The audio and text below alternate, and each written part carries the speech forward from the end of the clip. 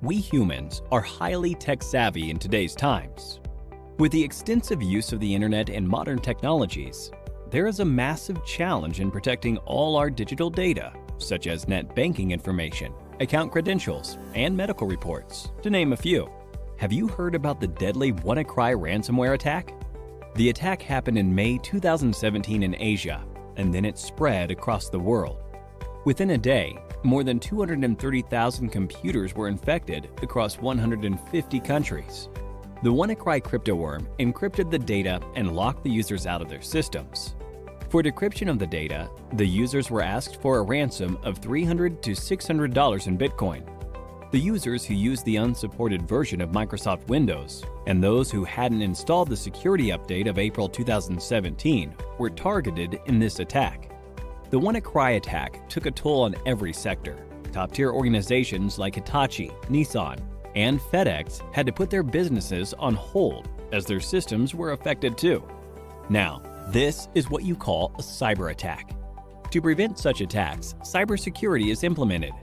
We can define cybersecurity as the practice of protecting networks, programs, computer systems, and their components from unauthorized digital attacks. These illegal attacks are often referred to as hacking. Hacking refers to exploiting weaknesses in a computer network to obtain unauthorized access to information. A hacker is a person who tries to hack into computer systems. This is a misconception that hacking is always wrong. There are hackers who work with different motives. Let's have a look at 3 different types of hackers. Black hat hackers are individuals who illegally hack into a system for monetary gain. On the contrary, we have white hat hackers who exploit the vulnerabilities in a system by hacking into it with permission in order to defend the organization. This form of hacking is absolutely legal and ethical. Hence, they are also often referred to as ethical hackers. In addition to these hackers, we also have the gray hat hackers. As the name suggests, the color gray is a blend of both white and black. These hackers discover vulnerabilities in a system and report it to the system's owner, which is a good act. But they do this without seeking the owner's approval. Sometimes gray hat hackers also ask for money in return for the spotted vulnerabilities. Now that you have seen the different types of hackers, let's understand more about the hacking that is legal and valid, ethical hacking, through an interesting story. Dan runs a trading company. He does online training with the money his customers invest.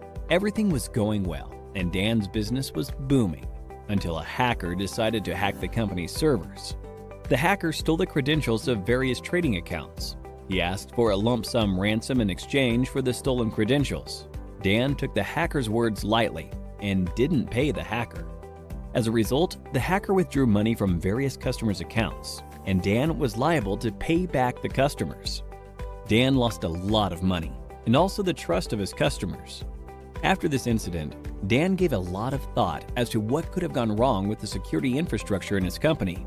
He wished there was someone from his company who could have run a test attack to see how vulnerable his systems were before the hacker penetrated into the network. This was when he realized he needed an employee who thinks like a hacker and identifies the vulnerabilities in his network before an outsider does. To do this job, he hired an ethical hacker, John. John was a skilled professional who worked precisely like a hacker.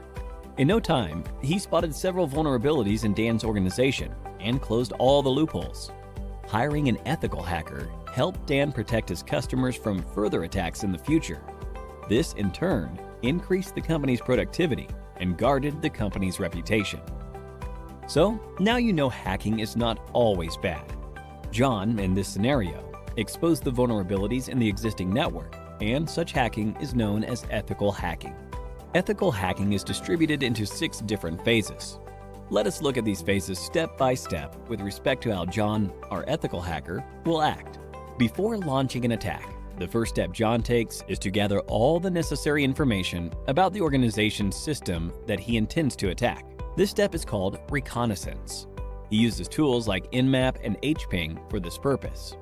John then tries to spot the vulnerabilities, if any, in the target system using tools like Nmap and Nexpose. This is the scanning phase. Now that he has located the vulnerabilities, he then tries to exploit them. This step is known as gaining access. After John makes his way through the organization's networks, he tries to maintain his access for future attacks by installing backdoors in the target system. The Metasploit tool helps him with this. This phase is called maintaining access. John is a brilliant hacker. Hence, he tries his best not to leave any evidence of his attack. This is the fifth phase, clearing tracks. We now have the last phase, that is reporting. In this phase, John documents a summary of his entire attack, the vulnerabilities he spotted, the tools he used, and the success rate of the attack. Looking into the report, Dan is now able to take a call and see how to protect his organization from any external cyber attacks. Don't you all think John is an asset to any organization? If you want to become an ethical hacker like John, then there are a few skills that you need to acquire. First and foremost, you need to have a good knowledge of operating environments such as Windows, Linux, Unix, and Macintosh. You must have reasonably good knowledge of programming languages such as HTML, PHP, Python, SQL, and JavaScript. Networking is the base of ethical hacking, hence, you should be good at it. Ethical hackers should be well aware of security laws so that they don't misuse their skills. Finally, you must have a global certification on ethical hacking to successfully bag a position of an ethical hacker like John. Few examples of ethical hacking certification are Certified Ethical Hacker Certification, CEH, CompTIA Pentest Plus, and Licensed Penetration Tester Certification, to name a few. Simplilearn provides a cybersecurity expert master's program that will equip you with all the skills required by a cybersecurity expert. You could have a look at it by clicking the link in the description. So, here's a question for you. In which phase of ethical hacking will you install backdoors in the target system? A. Scanning. B. Maintaining access. C. Clearing tracks. D. Reconnaissance. Give it a thought and leave your answers in the comments section below. 3 lucky winners will receive Amazon gift vouchers.